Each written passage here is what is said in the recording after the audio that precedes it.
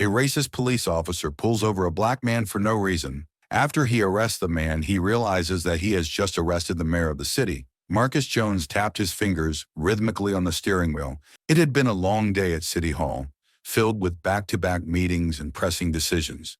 He was looking forward to a peaceful evening at home. As he approached the intersection of Maple and Oak, the blaring flash of blue and red lights pierced the twilight. Marcus's heart sank. He hadn't been speeding or breaking any laws.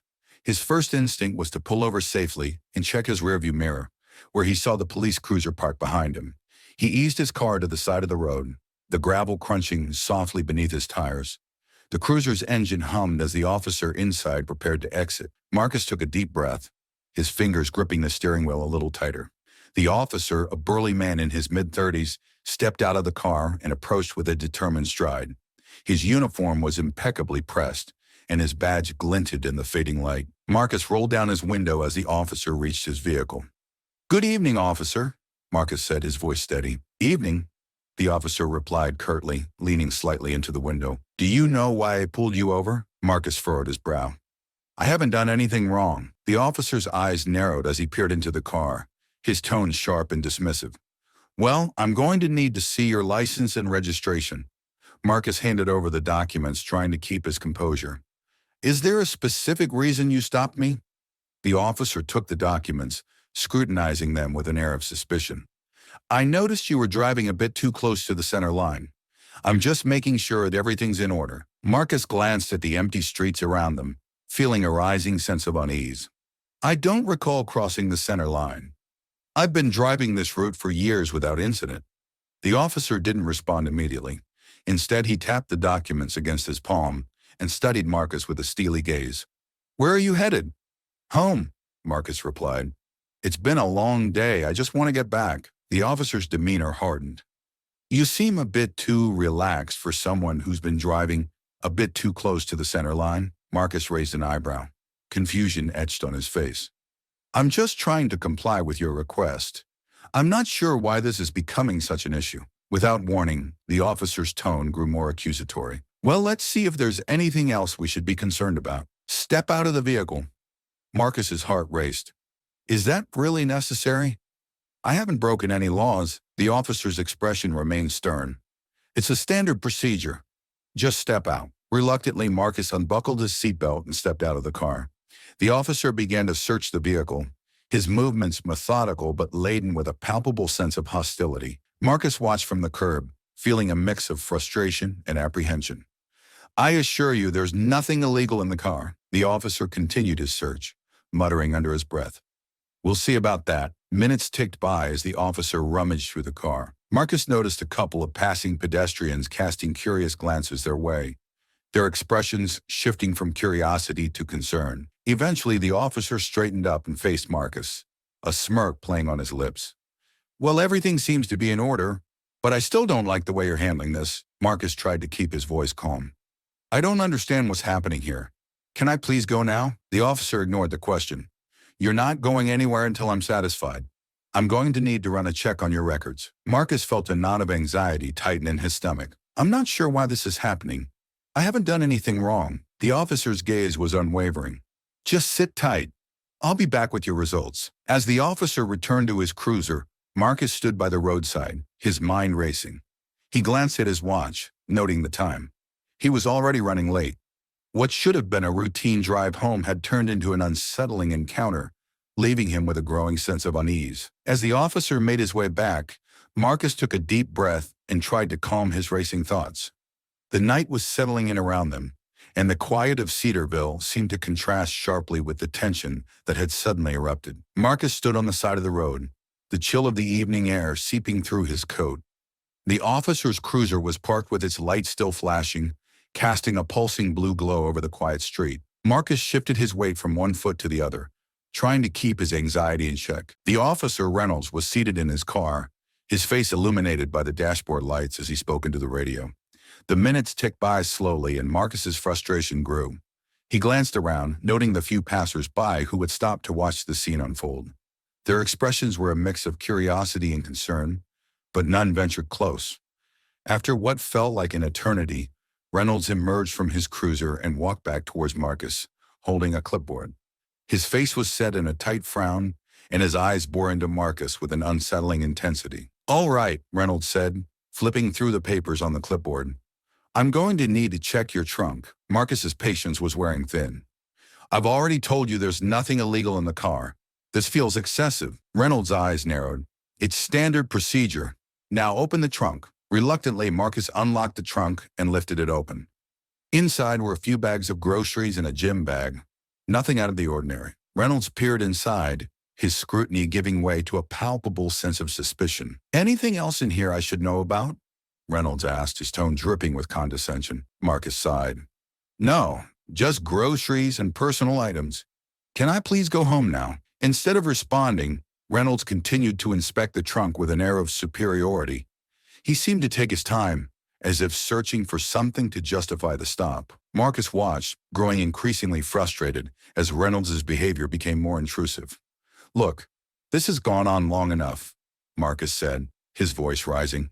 "I don't see why I'm being treated like this. I've been cooperative and polite." Reynolds shut the trunk with a slam, turning to face Marcus with a smug expression. "Well, now that we're done with the car, I need to verify your information." Marcus's eyes widened. "Verify my information? What exactly are you looking for?" Reynolds didn't answer directly. Instead, he pulled out his phone and began typing furiously.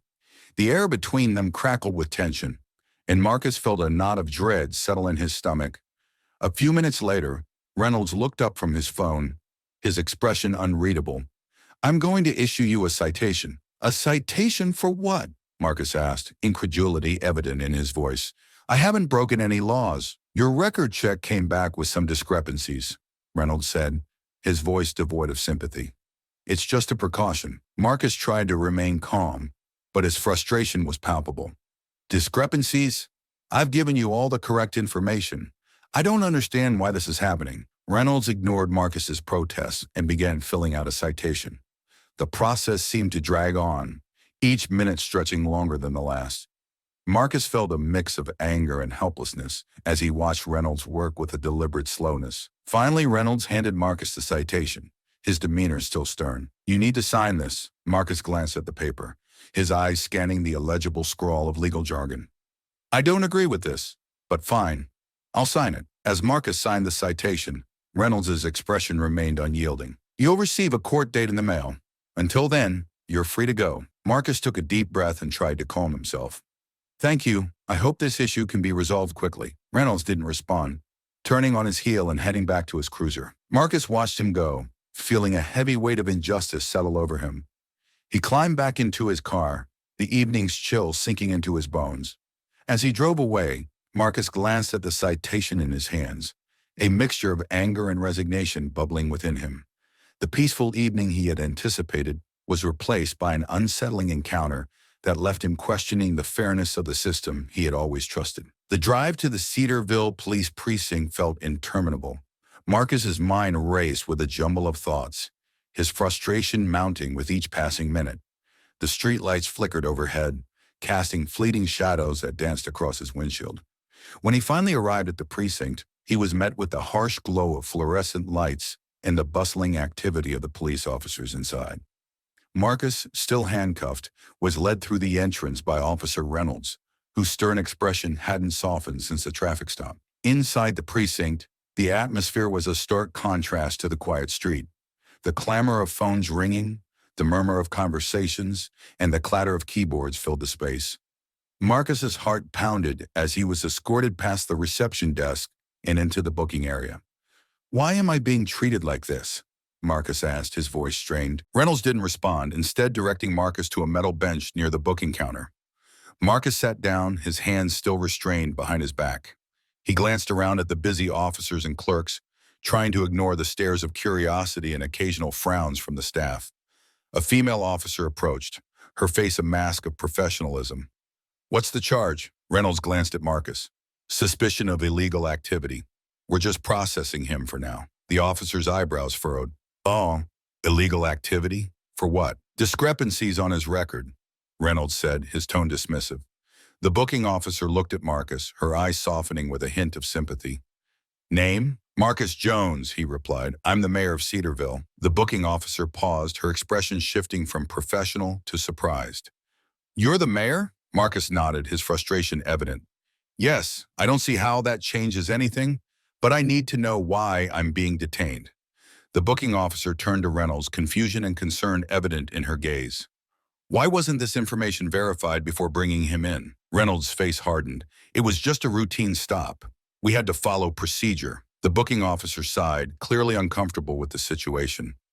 I'll need to confirm his identity and get this sorted out. As she worked, Reynolds stepped away to make a call. Marcus could hear the murmurs of conversation and the occasional clatter of paperwork. The tension in the room was palpable, and Marcus's frustration mounted as he waited. After several minutes, the booking officer returned with a small stack of papers. I've confirmed your identity, Mr. Jones. I'm afraid Officer Reynolds' actions were not appropriate. Marcus's eyes narrowed. So what happens now? The booking officer sighed. We'll need to release you, and I'll make sure this situation is reported. As the officer removed the handcuffs, Marcus rubbed his wrists, feeling the sting of the metal. He stood up, his body tense with lingering anger and disbelief. Reynolds returned, his face a mix of defiance and irritation. You're free to go. You'll receive a citation in the mail. Marcus took a deep breath, trying to calm himself. I want to understand why this happened. This was an abuse of power. Reynolds' gaze remained cold. You'll have to take that up with the department. Marcus turned on his heel and walked toward the exit, his frustration evident in every step. As he left the precinct, he could hear the faint murmur of conversations behind him, the buzz of activity continuing unabated. The night air was cool and crisp, a stark contrast to the heated emotions Marcus felt. He got into his car, his mind racing with the implications of what had just happened. The peaceful evening he had hoped for had been shattered by an unjust encounter, leaving him with a deep sense of betrayal and a growing determination to address the wrongs he had faced. As he drove home, the lights of Cedarville blurred past him. Marcus knew this incident was more than a simple traffic stop gone awry. It was a reflection of deeper issues that needed to be addressed. The road ahead was uncertain, but one thing was clear. This was far from over. The Cedarville Police Precinct loomed large and imposing in the dim light of early evening. The Cedarville Police Precinct was still abuzz with activity as Marcus Jones sat in the small, windowless room designated for interviews and briefings. The fluorescent lights overhead cast a harsh, sterile glow over the room's plain walls and wooden table. The door to the room creaked open, and Detective Mitchell entered. He was a tall man in his early 50s, with graying hair and a serious demeanor. He nodded at Marcus before taking a seat across from him, his expression a mix of concern and curiosity. Mr. Jones, Mitchell began, his voice steady but laced with an undertone of unease. I understand there's been a bit of a mix-up. I'm here to get to the bottom of this. Marcus looked up, his frustration evident. It wasn't just a mix-up. I was stopped, searched, and detained without cause. Officer Reynolds didn't give me a straight answer about anything. Mitchell nodded, acknowledging the gravity of the situation. We've been reviewing the reports and talking to witnesses. This is more than a simple procedural error. There are serious issues here. As Mitchell spoke, the door opened again, and Officer Reynolds walked in, his face a mask of stubborn defiance. He glanced at Marcus before taking a seat beside Mitchell. The atmosphere in the room grew tense as Reynolds settled into his chair, avoiding eye contact with Marcus. Mitchell looked at Reynolds, his expression shifting from professional to stern. Officer Reynolds, could you explain your actions? Reynolds shifted uncomfortably. I pulled Mr. Jones over because he was driving too close to the center line. I followed standard procedure in conducting a search and checking his records. Marcus interjected, his voice rising. Standard procedure? I was compliant and polite. There was no reason to escalate the situation like that. Mitchell's eyes flicked between Marcus and Reynolds. You understand, Officer Reynolds, that this isn't just about the traffic stop. There are allegations of racial bias and misconduct. We need to understand why you acted the way you did. Reynolds' face hardened. I did what I thought was necessary to ensure there was no illegal activity. If there's an issue with my methods, then that's something the department will have to handle. Mitchell's gaze was steady. We're handling it now. Mr. Jones's identity was verified, and it's clear that his treatment was unwarranted. I need you to explain why you proceeded with an arrest when there was no legal justification. Reynolds' expression remained resolute. I was doing my job. If Mr. Jones had nothing to hide, then he wouldn't have been upset. Marcus's frustration boiled over. I was upset because I was being treated unfairly. This isn't just about me, it's about how you treat everyone. Mitchell raised a hand, signaling for calm. Officer Reynolds, you're suspended pending further investigation. We will review your actions and decide on appropriate disciplinary measures. Reynolds stood up, his face a mixture of anger and defiance. This is ridiculous. I was just following the rules. Mitchell's voice was firm. The rules are there to protect everyone, not to be used as a tool for bias and misconduct. We'll be conducting a full review of your actions tonight. As Reynolds left the room, Marcus looked at Mitchell, his frustration tempered by a glimmer of hope. What happens now? Mitchell's expression softened slightly. We'll conduct a thorough investigation. Your experience will be used to address the shortcomings in our procedures and ensure that this doesn't happen to anyone else. Marcus nodded, feeling a mix of relief and weariness. I appreciate that. I just hope this leads to real change. Mitchell stood up, extending a hand. We'll do everything we can to make sure it does. Thank you for your patience and cooperation. Marcus shook Mitchell's hand, feeling the weight of the evening's events slowly lifting. As he left the precinct, the night air felt cooler, a stark contrast to the tense atmosphere inside. The experience had been unsettling, but it had also brought clarity to the issues that needed addressing. Driving home, Marcus's thoughts were a whirlwind of emotions. The night's events had exposed deep flaws in the system, but they had also provided a path forward. The road to reform would be challenging, but Marcus was determined to see it through. The lights of Cedarville passed by in a blur, a reminder of the work that lay ahead and the hope for a better, more just future. The next morning, the sun rose over Cedarville with an unexpected warmth, a stark contrast to the turmoil Marcus Jones had faced the previous night. The town hall was a stately building, its red brick facade and large windows reflecting the early light. Inside, the atmosphere was a blend of the usual administrative bustle and a heightened sense of urgency. Marcus arrived at the town hall, his face a mask of determination. The weight of his recent experience was heavy, but his resolve to address the injustices and work towards meaningful change kept him moving forward. He was greeted by his assistant, Carla, a diligent woman in her late 30s, with a knack for organization and a warm demeanor. Good morning, Mr. Jones, Carla said, handing him a stack of papers. We've got a full agenda today. How are you holding up? Marcus took the papers, glancing at them briefly before looking up. Morning, Carla. I'm managing. Let's get started. I want to address last night's events head-on. Carla nodded, her concern evident.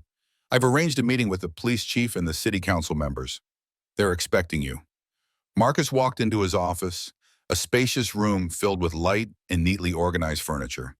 The room was a refuge from the chaos of the outside world, but today it felt like a battleground where crucial decisions would be made. A few minutes later, Marcus walked into the conference room where Chief Anderson and several city council members were already gathered. The room was arranged with a large table in the center, and everyone was seated, ready for the discussion. Chief Anderson, a seasoned officer with a calm but authoritative presence, looked up as Marcus entered. Good morning, Chief, Marcus said, shaking hands with Anderson. Thank you for meeting with me on short notice. Chief Anderson nodded. Good morning, Mayor. We're here to discuss last night's events and how to move forward. Marcus took a seat at the head of the table, his posture straight and his expression resolute. Last night's incident was deeply troubling. Officer Reynolds' actions were not only unwarranted, but also indicative of a larger problem within our police force. Councilmember Davis, a middle-aged man known for his straightforward approach, spoke up. We've all seen the reports. This isn't just about one officer's misconduct. It's about systemic issues that need to be addressed. Marcus nodded in agreement. Exactly. It's essential that we take a comprehensive approach to address these issues. We need to review our procedures, ensure proper training, and most importantly, rebuild the trust between the police and the community. Chief Anderson leaned forward, his expression serious. We're committed to addressing these problems. We've already started an internal review, but we need your support to implement lasting changes. Marcus glanced around the room, meeting the eyes of each council member. What kind of changes are we looking at? Chief Anderson took a deep breath. First, we need to ensure that our officers are held accountable for their actions. This means revising our disciplinary procedures and ensuring transparency in how we handle complaints. We also need to invest in training programs that address issues of bias and improve community relations. Councilmember Garcia, a young woman with a reputation for championing social justice, Added, we should also consider creating a civilian oversight board. This board would provide an additional layer of accountability and ensure that community concerns are heard and addressed. Marcus nodded thoughtfully. A civilian oversight board could be a significant step forward. It would give the community a voice in overseeing the police department's actions and help restore trust. Chief Anderson agreed. A board like that would need to be carefully structured to ensure effectiveness and fairness. We'd need to define its powers and responsibilities clearly. Councilmember Davis looked at Marcus. How do you propose we move forward with these changes? Marcus took a moment to gather his thoughts. We'll need to draft a proposal outlining these reforms. We should also hold public forums to gather input from the community. It's crucial that the people of Cedarville are involved in this process. Chief Anderson nodded. That's a good approach. Engaging the community will be vital in ensuring these changes are effective and have broad support. The discussion continued with details about the proposed reforms being hashed out. There were debates about the specifics of the oversight board, the scope of the training programs, and the mechanisms for ensuring accountability. Despite the challenges, there was a clear sense of purpose among those present. As the meeting drew to a close, Marcus felt a renewed sense of hope. The road ahead would be challenging, but the commitment from the police chief and the city council members to address the issues was a crucial first step. The support of the community and the dedication to meaningful reform would drive the change needed to rebuild trust and ensure justice. Marcus left the conference room, the weight of the previous night's events tempered by the sense of progress. The path to reform was just beginning, but for the first time there was a tangible sense of direction and a collaborative effort to tackle the issues head-on. As he walked through the hallways of the town hall, he felt the early morning light on his face, a reminder of the new beginnings and the potential for positive change. The journey ahead would be demanding, but Marcus was determined to see it through, for the sake of Cedarville and its community. The Cedarville Town Hall's main auditorium was packed by the time Marcus Jones arrived for the public forum. The room buzzed with the energy of concerned citizens, local activists, and community leaders all gathered to discuss the recent events and the proposed reforms to the police department. Marcus could feel the collective tension and anticipation as he walked through the crowd, heading toward the stage at the front of the room. The auditorium was a large space with high ceilings and rows of chairs that extended from the front to the back, all facing a large makeshift stage. The stage was equipped with a podium and a few chairs for the panelists, which included Chief Anderson, a representative from the Civilian Oversight Board, and and several city council members. Marcus took a deep breath, preparing himself for the evening. He stepped up to the podium, looking out at the sea of faces. The room quieted as he began to speak, his voice carrying a blend of authority and empathy. Good evening, everyone. Thank you for coming out tonight. I know that many of you are deeply concerned about the recent incident involving the police and the subsequent issues of trust and accountability. I want to assure you that we are taking these concerns seriously and are committed to addressing them. A murmur of approval swept through the crowd. Marcus continued, "Tonight, we're here to discuss the proposed reforms and hear your thoughts and suggestions. We want this process to be transparent and inclusive, and your input is crucial." Chief Anderson stepped up to the microphone, his presence commanding attention.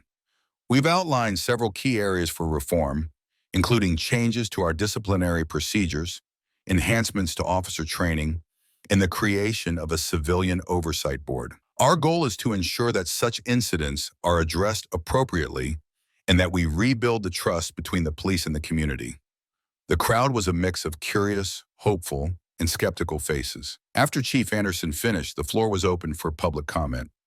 One by one, citizens stood up to voice their opinions and experiences.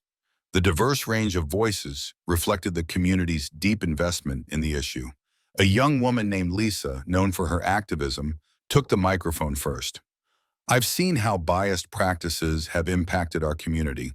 It's crucial that the Civilian Oversight Board has real power and isn't just a symbolic gesture. We need to ensure that the board can effectively hold officers accountable."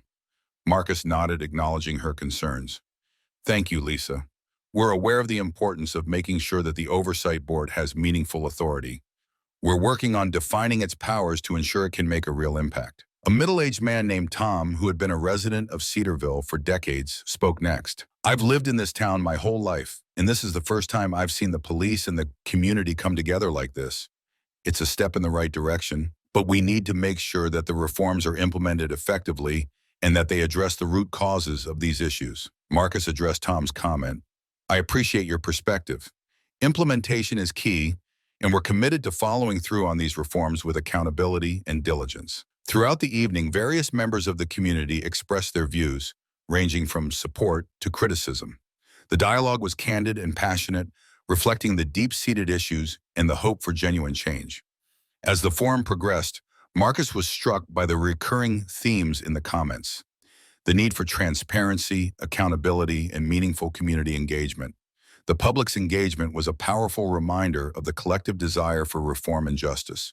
Toward the end of the forum, a local pastor, Reverend Johnson, spoke with a calm and measured tone. We all want a safer and more just Cedarville. It's important that we approach these reforms with unity and an understanding that true change takes time. Let's support each other and work together to make this town a better place for everyone. Marcus felt a surge of hope as he listened to Reverend Johnson's words. The evening had been intense and emotional, but it was clear that the community's commitment to change was strong. The dialogue had provided valuable insights and reaffirmed the collective will to address the issues at hand. As the forum concluded, Marcus stepped down from the stage, feeling a mix of relief and determination. The evening had been a testament to the community's resilience and dedication to justice. The work ahead would be challenging, but the engagement and support of the citizens of Cedarville were crucial for the success of the reforms. Walking out of the auditorium, Marcus glanced back at the room, now filled with the quiet hum of post-forum conversations. The discussions had laid the groundwork for the changes needed to rebuild trust and ensure accountability. The road to reform was still long, but Marcus was resolute in his commitment to seeing it through. As he stepped into the cool night air, he felt a renewed sense of purpose and a deeper connection to the community he served. The sun had barely risen over Cedarville as Marcus Jones walked through the town hall, the familiar morning routine tinged with a renewed sense of urgency. The public forum from the previous evening had set a clear path forward, and today marked the beginning of putting those plans into action. The office buzzed with activity, and Carla was already at her desk, sorting through a stack of documents. "Good morning, Mr. Jones," Carla greeted him as he entered, her tone bright despite the early hour. "I've got the latest updates on the reform initiatives and a few reports from the police department." Marcus nodded, taking a seat at his desk. "Morning, Carla. Let's go over everything. I want to make sure we're ready to hit the ground running." Carla handed him a folder containing the latest drafts of the reform proposals, along with a list of key action items. "Here's the draft of the Civilian Oversight Board proposal, along with the proposed schedule for the training programs. The police department has also sent over their initial feedback." Marcus flipped through the documents, noting the detailed plans for the Oversight Board and the training programs. The proposals were comprehensive, addressing many of the community's concerns from the forum. Still, he knew that implementation would require careful oversight and commitment from all involved. "Let's start by reviewing the feedback from the police department," Marcus said, scanning the pages. "I want to understand their perspective before we move forward." Carla nodded, tapping a few keys on her computer to bring up the relevant reports. "Here's the feedback from Chief Anderson and his team. They've raised a few concerns about the proposed timeline and the logistics of the training programs." Marcus reviewed the feedback carefully. The concerns were mostly logistical, such as the feasibility of the proposed training schedules and the need for additional resources. While these were valid points, Marcus was determined to keep the momentum going. "I see their concerns," Marcus said, setting the documents aside. "We'll need to address these issues, but not at the expense of our timeline. Let's schedule a meeting with Chief Anderson and the training coordinators to work out the details." Carla nodded, taking notes. "I'll arrange that meeting for later this morning. I'll also draft a response to the police department addressing their concerns." With a plan in place, Marcus prepared for his meeting with Chief Anderson. He reviewed the key points of the reform proposals and formulated his responses to the concerns raised by the police department. As he walked through the town hall corridors, he felt a mixture of anticipation and resolve. The meeting room was set up with a large table and several chairs, and Marcus arrived to find Chief Anderson already seated, reviewing some documents. The chief looked up as Marcus entered, offering a nod of acknowledgement. "Good morning, Chief. Marcus said, taking a seat across from him. Thank you for meeting with me. I want to address the feedback you provided and discuss how we can move forward with the implementation of the reforms. Chief Anderson nodded. Good morning, Mayor. I appreciate your willingness to work through these issues. We're committed to making these reforms effective, but there are other practical considerations we need to address. Marcus nodded. I understand. Let's start with the concerns about the training programs. What specific issues are you facing with the proposed timeline? Chief Anderson reviewed his notes. The primary issue is the availability of resources and trainers. The proposed schedule is quite ambitious, and we're concerned about our capacity to meet these deadlines without compromising the quality of the training. Marcus leaned forward, considering the chief's words. We need to balance the urgency of these reforms with practical constraints. Perhaps we can adjust the timeline slightly and prioritize key areas of training. We can also explore options for additional resources, including external trainers if necessary. Chief Anderson's expression softened slightly. That could work. We also need to ensure that the training is comprehensive and addresses all aspects of the proposed reforms. Marcus nodded. Agreed. Let's work on a revised schedule that incorporates your feedback and ensures that the training remains thorough and effective. As the discussion continued, Marcus and Chief Anderson worked through the details of the revised training schedule and the logistics of implementing the Civilian Oversight Board. The dialogue was constructive, with both parties focused on finding practical solutions to the challenges at hand. By the end of the meeting, they had agreed on a revised timeline and a plan to address the resource concerns. Chief Anderson seemed more receptive, and Marcus felt a sense of progress. Thank you for your cooperation, Chief, Marcus said as the meeting concluded. I believe we're on the right track. Let's keep the lines of communication open as we move forward. Chief Anderson shook Marcus's hand.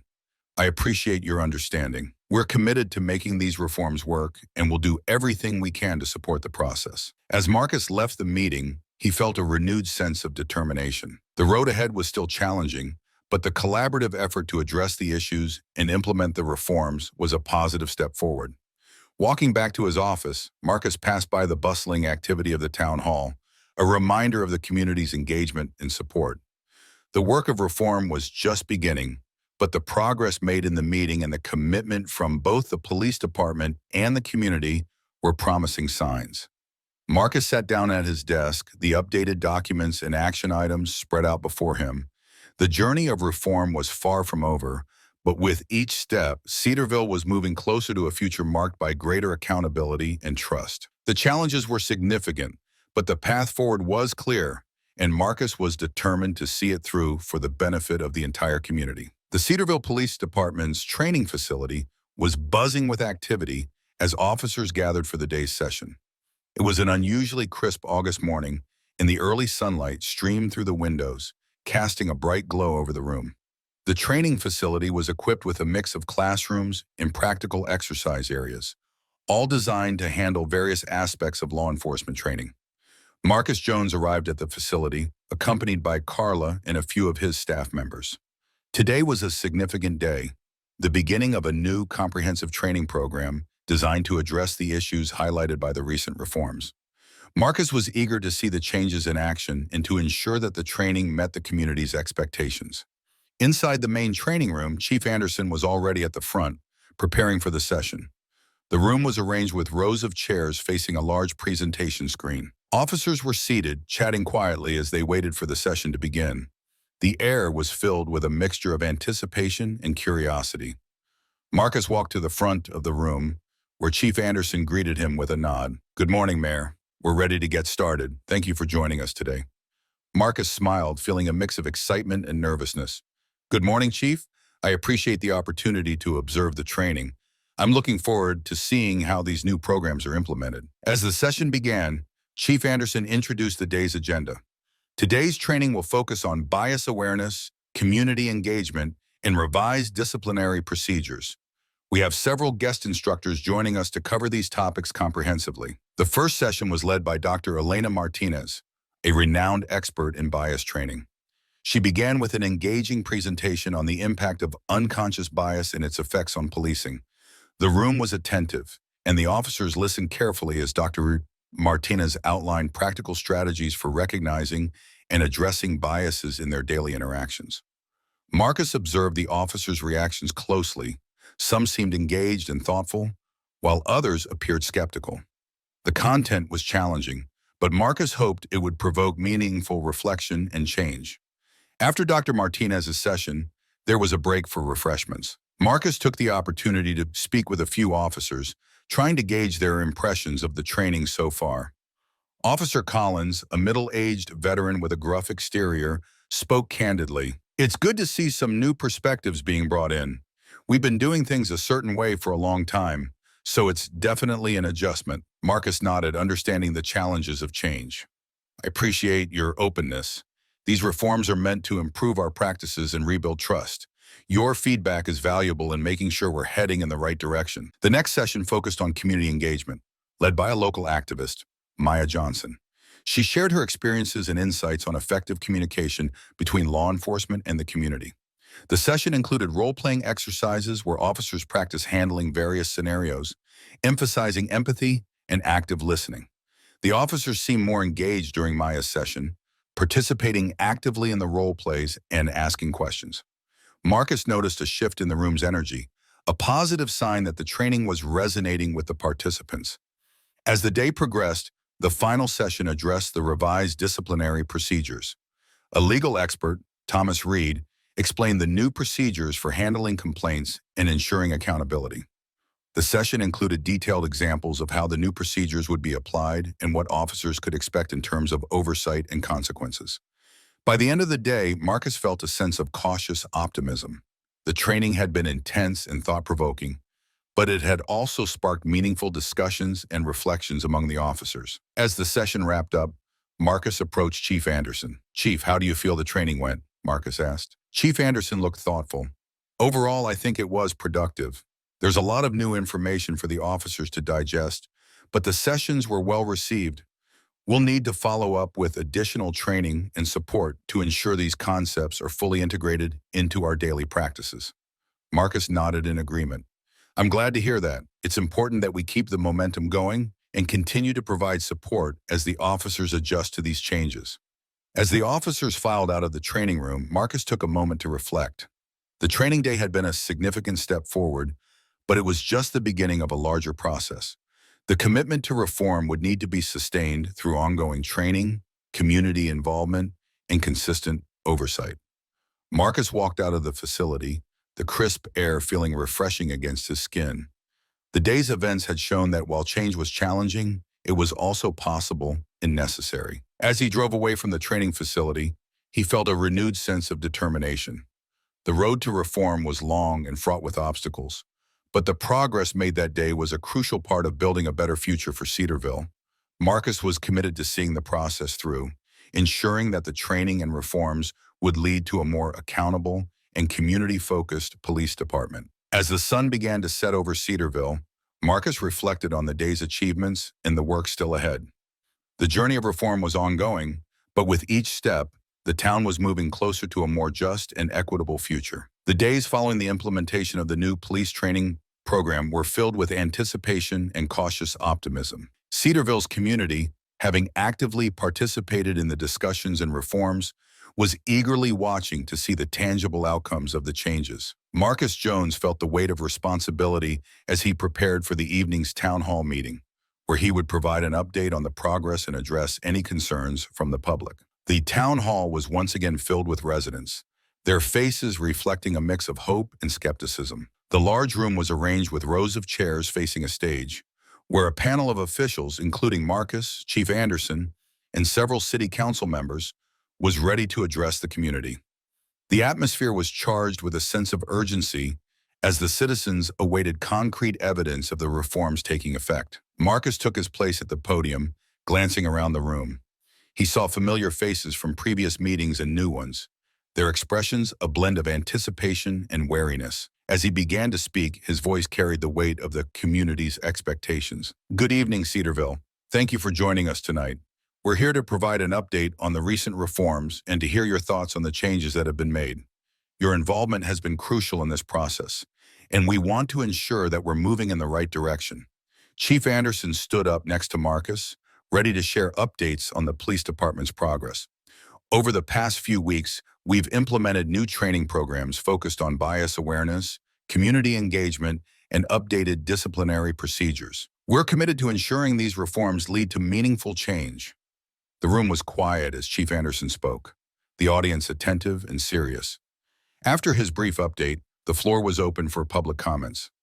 The first speaker, Lisa, who had been vocal at the previous forum, took the microphone. "I appreciate the efforts being made," Lisa began, her tone measured but firm. "However, we need to see consistent results. Are there specific metrics or benchmarks that we can look at to evaluate the effectiveness of these reforms?" Marcus nodded, acknowledging the importance of transparency.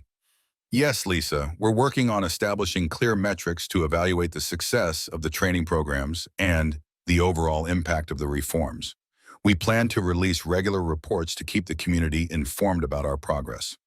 As Lisa returned to her seat, Tom, the longtime resident who had previously expressed cautious optimism, stood up. "I'm glad to see the changes happening, but what about ongoing communication with the community? How will we ensure that feedback continues to shape the reform process?" Marcus responded, "We're committed to maintaining open lines of communication.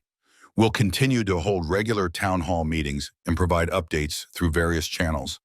Community feedback will remain a key part of the reform process." The next speaker, a young man named Jordan, raised a concern about recent interactions with police officers. "I've noticed some positive changes, but there are still moments when I feel like the officers don't fully understand or respect the community they serve. What steps are being taken to address this?" Chief Anderson addressed Jordan's concern. "We're aware that building trust takes time. Our training programs are designed to address these issues, and we're continually evaluating and refining our approaches. We encourage ongoing dialogue and feedback to help us improve." The comments continued, a mix of praise, concern, and suggestions. The discussions were candid and reflective of the community's diverse experiences and perspectives. As the meeting progressed, it became clear that while progress had been made, there was still work to be done. Reverend Johnson, who had spoken positively at the previous forum, offered a perspective of hope. "We've seen positive steps forward, but let's continue to work together to address the remaining issues. Change is a process, and it's important that we remain united and focused on our shared goals." Marcus appreciated Reverend Johnson's words of encouragement. "Thank you, Reverend Dickelson. It's essential that we stay committed to this process and support each other as we move forward." As the meeting drew to a close, Marcus and Chief Anderson took a moment to reflect on the evening's discussions. The community's engagement was a testament to their investment in the reform process. The feedback provided was valuable and highlighted both the progress made and the areas needing further attention. Walking out of the town hall, Marcus felt a mix of satisfaction and resolve. The community's response had been thoughtful and constructive, reinforcing the importance of continued transparency and engagement. The path to reform was ongoing, but the collective effort of the town was a powerful force for positive change. The night air was cool as Marcus left the town hall, the quiet streets of Cedarville reflecting the calm after a busy and meaningful evening. The work ahead would be challenging, but with the support and involvement of the community, Marcus was confident that Cedarville could continue to build towards a more just and equitable future. As he drove through the town, Marcus felt a renewed sense of purpose. The journey of reform was far from over, but each step taken was a step towards a better Cedarville, guided by the shared commitment to justice and community.